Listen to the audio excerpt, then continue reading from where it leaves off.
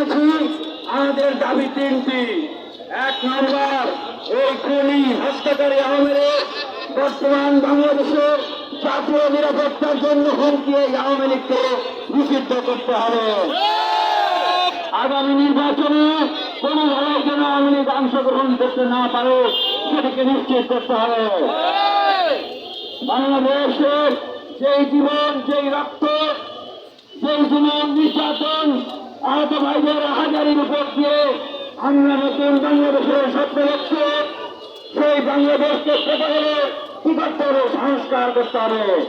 আমরা সেজন্য বলছি অভ্যুত্থানে অংশগ্রহণকারী শক্তিগুলোকে নিয়ে জাতীয় সরকার গঠন করে সেই সংস্কারগুলোকে সাধন করতে হবে এবং তারপরে নির্বাচনের আয়োজন করতে হবে। এবং আমাদের তৃতীয় দাবি হচ্ছে, এই যে উপদেষ্টা মন্ত্রীরা যারা এতদিন দায়িত্ব নিয়ে দেশকে পরিচালনা করতে ব্যর্থ হয়েছে, যারা শহীদদের তালিকা প্রণয়ন করতে ব্যর্থ হয়েছে, তারা আহতদের চিকিৎসা দিতে ব্যর্থ হয়েছে, তারা আওয়ামী লীগের লোকেরা